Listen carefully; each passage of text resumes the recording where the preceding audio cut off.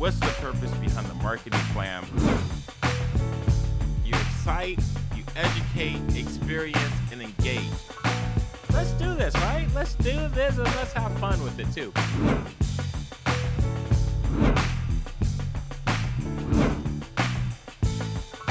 To my first-time listeners, thank you for joining the show. I appreciate you being here.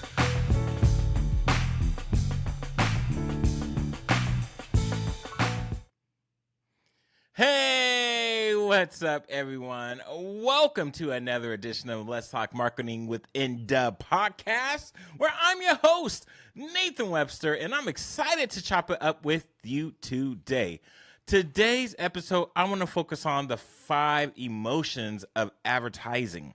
And I am going to start doing something new because I realize I haven't done this. But for you listening, the goal of this podcast is to make the ambiguity of marketing more simplistic and easier for you to apply to your everyday business. And so if you are a startup entrepreneur to an existing high-level corporate executive leader, marketing never ceases, it never stops, and you always going to need marketing as we go. So, I'm excited today because for me, there's a new time, there's a new era, there's a new way for me just to do business because I remember it's taking me back to why I started marketing, and which is why for the first-time listeners, if you're listening, I want to say thank you for joining the show.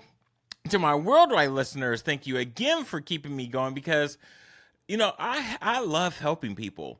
And one of the things that I had the struggle when I started my business was putting my brand out there, okay, I want to say brand as in it's equivalent of my company, my organization, my mission, vision, purpose, my values. It was so hard because we didn't have technology. We didn't have the same tools that we have in place today.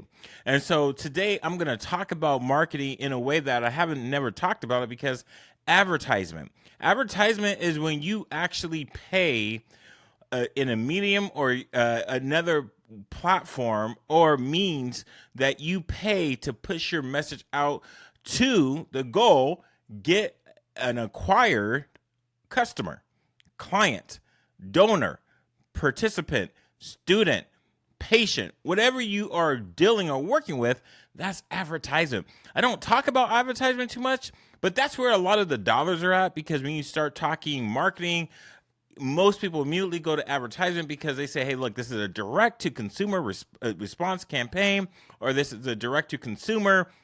I need buys. I need not clicks, not awareness. I need buys as an attribution, as in client acquisition, which means I need to make money, right? Advertisement is a different beast, and it's important to understand, which is why I want to tell you these 5 key words that are super important for you to understand why advertisement works so much, because it does pull on our shoestrings of emotions. It pulls on the psyches of why we do what we do when we consume something, right? And we don't always have to consume something as in busting out the wallet with the card or the cash or the coin or the crypto. It doesn't have to be all that. It could be our attention. It could be our time. It could be our privacy. It always doesn't have to be currency. And so when it comes to the 5 feelings of why we do what we do, when it comes to advertisement, I don't go there because I don't have a ton of experience in that. And I could have someone come onto the show, but advertisement is such a, in some ways, secretive. I don't. It's not secretive, but you got to know the right people. They have to be at the right agency, and in certain agencies, there's NDAs. You can't talk about certain numbers. You can't talk about SaaS. You can't talk about campaigns until they've already launched. Like, I still don't know. I haven't done a ton of research, but I don't know all the details to even Nike's Just Do It campaign, except from the very beginning with Wright and Kennedy. We know they're the grand forefathers of it, but you don't see too many numbers, and I'm sure if I really prod and asked around, spent maybe a whole day, 2 days, 3 days, 3 months, 3 years working out, I probably would find out what was the advertisement. The budget's one thing, but how much did they really gain from it. Customers, in regards to, they continuously to put out ads that say just do it, and what did they gain from that, as in the attribution, which was they put out that cast a huge net, and how many customers did they get from that? And that could be clicks as going to the websites, could be social media. They go to the store, you follow them, you go to the store, and then you realize in that data set that they saw that ad, just do it, and they want a just do it t-shirt or a shoe, or they needed that accessory. And so those things that we call data are attributed to the brand in the aspect of those three words, just do it, right? But I don't know just do it. I don't know Wieden and Kennedy like that, but I do know, and I will say the 5 feelings of marketing and advertising, and there are other buzzwords. You can Google the feelings of advertisement. You can Google or search certain things, and they'll tell you all different ways that I'm about to chop this up. But I think what's really important is for you to apply this today. If you are putting your message out there, you have to invoke some, if not just one. The goal, if you can, to invoke one feeling, you definitely hit it on the nail head. If you can invoke one feeling that allows this individual to pursue down this path of becoming a brand supporter, awesome. And you hear me when I'm saying brand supporter, right? Not all the time does that lead to an immediate conversion. So that's important to understand. And sometimes it's hard to separate the two between someone following the brand and someone who's now committed to the brand. Someone who's following the brand doesn't mean that they are not supportive. They just not 100% there to say, hey, I'm a brand loyalist. I'm 100% on board.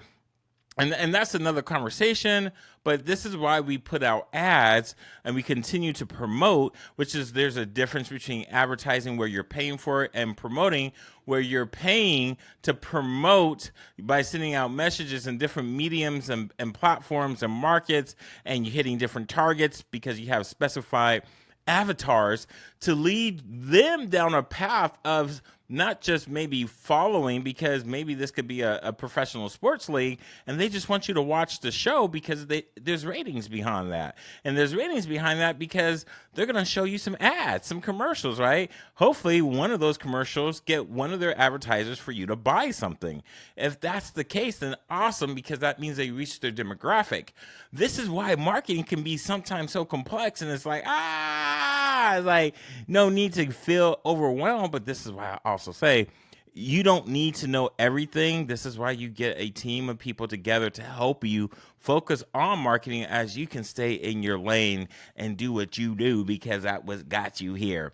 So let's go over the 5 feelings of marketing. And I won't go too in depth. As I've said before, this is just to start the conversation, or maybe I didn't say that. I want to start the conversation on why you want to start invoking feeling and passion, because let's just keep it real. Our attention spans are not very good. Our attention spans are in a lot of ways garbage, right? So when it comes to the first feeling, and you will see this feeling a lot that you see if you do a search for feelings of marketing or advertisement, you're going to get fear. Fear is a number one way to pull on, like, the fear of regret, the fear of being left out, the fear of missing out. Fear is a great driver to get people to kind of lose focus of all their responsibilities and priorities to say, what? Oh, you got me scared. I need to take action, right? Fear invokes immediately. It's that button that pushes the fight or flight or freeze. We don't want people to freeze, but that fight or flight mechanism to, like, oh, that adrenaline is telling me to do something. So that fear is one of the biggest ways to get people up and going to what you want them to do. So that's number one, the fear. So let me give you an example too, to be a little bit more exact. So let's just say you really want to buy something of someone during this holiday season. Or say if it's for a special event, maybe it's for telling someone that they're special, right? You can buy it and say like, if I don't do it, I fear our relationship may not be the same, or I fear if I don't do it, I will feel some sort of way, right? That fear kind of plays on our psyche and kind of brings up maybe other emotions, which is going to lead me to number two to tell you about our pride. That's the second feeling that I think is super important to understand, that when it comes to our pride, whew, some of us are very egotistical, very egotistical. And if you are, God bless you. And if you're not, God bless you. We have to find our way to be proud of like what we've done, what we've accomplished, et cetera, right? But when I'm talking about pride is, hey, and I give you the perfect example. When I'm going out to the golf course, I want to look good because my golf game ain't good. I want to look good. So when I'm going to look good going out to the golf course, I want to make sure I'm flyed out and my fit is G'd up to the max, right? So when it comes to these things of why would I buy something to give, like, I'm not fearful of like, oh, I'm scared of not playing bad. No, I'm scared of not looking good in regards to like, man, I don't want to look like a scrub because my game is kind of like a scrub. So I want to look good because Dion says if you feel good, you play good, you get paid good, right? But when you feel good, you play good, you perform good, you get those results and you feel good, right? That's that pride, coming back to fear. Sometimes we're scared to give it our best because we just don't feel good. That's the pride, right? So these are the things that for me, like, it's just like, like, I'm gonna do this. Sometimes great advertisement campaigns. And there's a couple that come to mind, but I'm not gonna mention them just because, again, there's so many different things. But there's certain campaigns that are out there that get people thinking either like they're scared for their life, that they need to lose weight, maybe stop doing a bad habit, or it's the pride of like, I really need to get my game up, or like leading to number three, like, oh man, I'm so proud that I've accomplished this, but oh, someone else has gone on this trip and I haven't gone on a trip. And it's number three is envy. So when we can present a scenario, and a lot of different kind of food and beverage commercials do this, where you have an environment that is set to where people are having a great time. And this kind of invokes a couple of different emotions, but you're having a good time and you're consuming something. And in that consumption, you are just enjoying life. And there is a part where it's like, man, I wouldn't mind kind of being there. I wouldn't mind. I wouldn't mind being in one of the best places in the world where it's beautiful, sunny, fun, laughter, relaxation. You tell me that I like me being in the Pacific Northwest when it's cloudy, rainy, that doesn't look appealing. That's a cap. I would love to be there. And now I'm like, man, how can I be there? Like, what am I doing wrong with my life? Nothing. I'm living life, right? But sometimes they may catch us in a situation, in a circumstance to where we're like, you know what? I need to kind of rethink my life decisions. Which leads me to number 4, love. The things that we do for love. And not only the things we do for love and the way that we can get caught up with love. Oh my gosh. You talk from songs to movies to books to apparel, just everyday life. You can see people displaying affection, couples of all ages. We didn't get here through not love, or maybe something different, the other L word, I don't know. But when it comes to love, that invokes a strong feeling, which is why in America we do have a holiday to invoke that very thing with relationships that are intimate.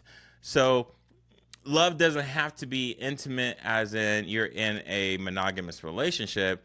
It could be also a sibling love. It could be agape love. It can be Christian love. It can be brotherly love, from Philly, right? So love comes in different forms, and we do like, and here's to be a little bit more specific with how we say I want to show some love is when we do ceremonies on accomplishments like graduations, when somebody win their championships, or when somebody completes a significant goal or task.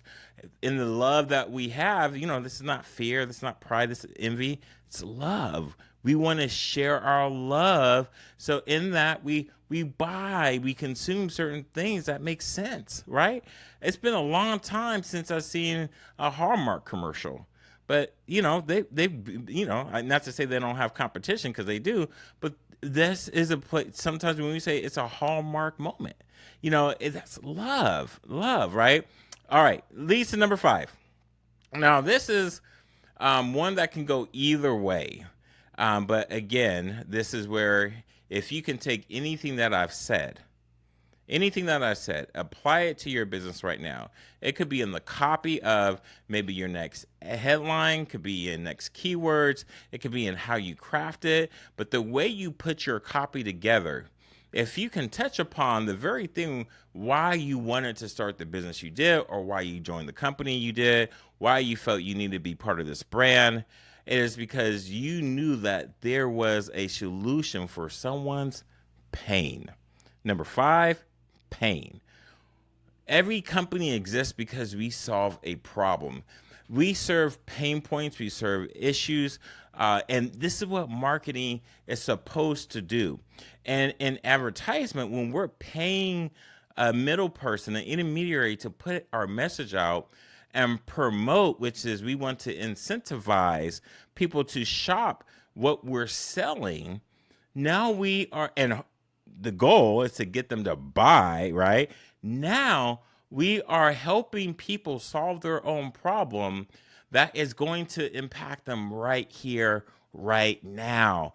Right here, right now, right here is that you can be the problem solver that they've been searching for their whole life. Because in the pain, now you have unlocked so many doors of opportunity. Now, there's different ways. Again, I don't want to go. Let me give you an example. If I'm stuck on the side of the road, right? I'm sharing this example because I kind of a little bit talked about it in my newsletter. But when I was stuck on the side of the road preemptively, I already had this figured out because it was promoted to me in a way that made sense. And I signed my name on the dotted line, and I wasn't on the side of the road for very long, even though I bought a brand that I didn't think I would ever be stuck on the side of the road. And I was, right, disappointed, right? There wasn't fear, wasn't pride, wasn't envy, wasn't love. It was my pain of I'm stuck. Now, if I didn't have that service, I would be a little bit fearful, and there could have been other things promoted to me, and that I would have saw their advertisement, and I would have been like, oh my gosh, oh no, now I have to operate in a different mindset of pain. But again, like when those things were taken care of, that was done. And the way that was promoted to me would not be the same way as if I didn't have that service. I didn't have a tow truck. I didn't have insurance. I didn't have those means to be good. I would have felt completely different. And unfortunately, the most important feeling that we don't really talk about in advertising, because it means something for other people and for different circumstances, situations, is peace. That peace of mind goes so far, so long, in so many ways. But again, you have to find a way to find that for your target market. Whoever your avatar is, how you apply this means the world to where either or not you get a sale. It matters in if you get that conversion. Are they following your brand? Are they coming to you and talking to you and just to learn more about it? Like if someone's coming and talk to you to want to learn more about what you're doing because of a post that you put out, Hey, congratulations. That's how you know it's working. If you get a sale, you absolutely know it's working, but sometimes you don't have that data to show it because we are not pushing out any advertisement. We're not pushing out any promotions, nor are we doing any sort of work within the channels that our brands exist on. So, as I said before, and I haven't said it for a long time, but that's my job as a brand strategist is you worked extremely hard for your brand. Now it's time for your brand to work hard for you. And if you don't know how to do it, come holler at your boy. I'm at info@nwebsterllc.com. Hit me up on the show notes of where I'm going to put this in the show notes for the 5 feelings. Please make sure the 5 feelings of fear, pride, envy, love, pain is something that you address in your solutions when you're talking to your prospective clients, customers, whomever you're serving. Make sure they know that you can under promise but over deliver, okay? Which is a whole nother podcast in itself. But with that, I wish you nothing but the best. You heard it first here on Let's Talk Marketing with NDub podcast. So until next time, I wish you all the best. Dream big and Godspeed. I'm out. Hey, if you're hearing this message, you've listened to the entire episode, and for that, we want to thank you from the bottom of our hearts. And we hope you enjoyed this new episode. And if you did, please leave us a review on Apple Podcasts and Spotify. Please share this episode with others that may be interested in this topic. And also, feel free to let us know what topics you'd like to see covered in future episodes. Get in touch in the comments or social media networks. See you next week for the next episode.